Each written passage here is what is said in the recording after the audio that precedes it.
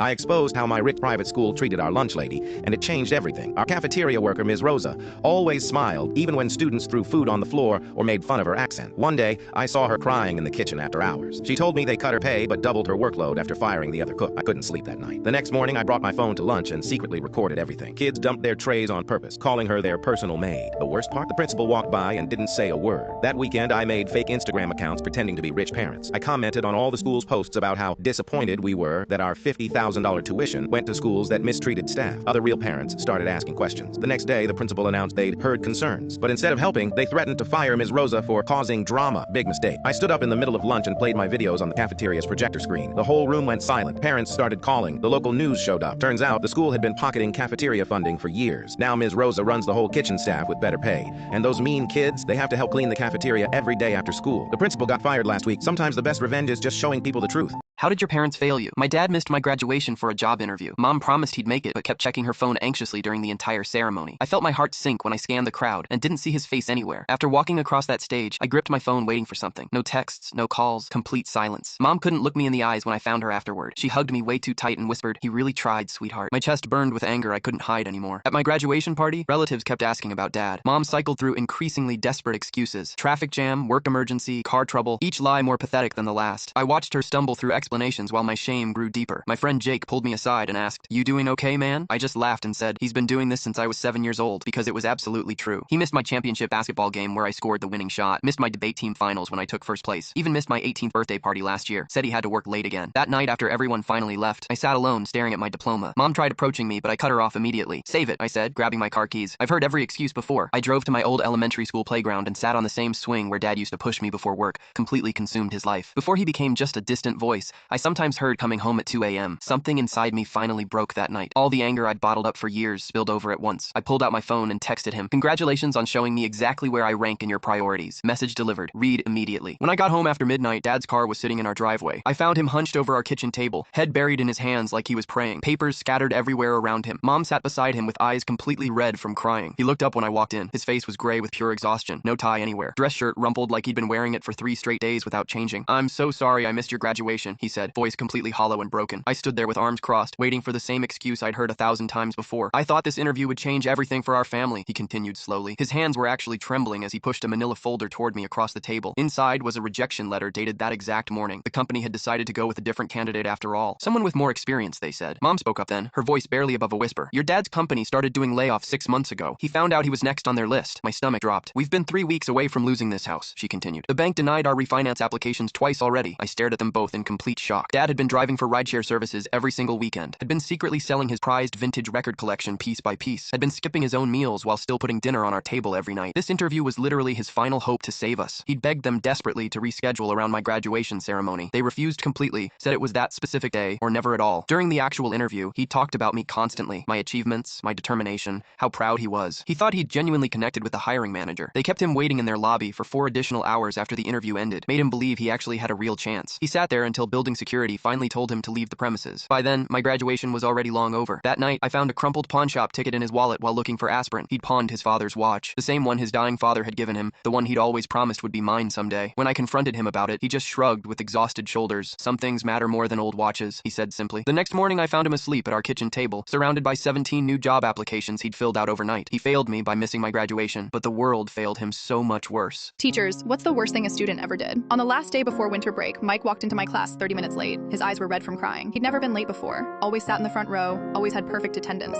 the kind of student who made teaching worth it. But that morning, he just slumped in the back corner. When I tried to talk to him after class, he wouldn't look at me. 2 days later, I learned why. His little sister had been diagnosed with leukemia that morning. His parents couldn't afford to miss work, so he'd been the one taking her to the hospital. I started noticing changes. Mike stopped eating lunch. At first, I thought it was stress, but another teacher caught him counting coins in the hallway. He'd been saving his lunch money for his sister's medication. Some days, he wouldn't eat at all. He started missing classes. His grades dropped, but every day he did show up. He had his sister's homework too. She was in 3rd grade, and he refused to let her fall behind. Then I found his letters. Hidden in his desk were months of unsent letters to Santa. Most begged for his sister to get better, but the last one, it broke me. It simply read, "If you can't save her, please just make sure she's not scared." One day, he stopped coming altogether. We later found out he'd been forging his parents' signatures on his sister's medical forms, trying to get her extra treatments. She didn't make it to Christmas. At her funeral, Mike placed all those unsent letters in her coffin. "She was never scared," he whispered. "Not even at the end."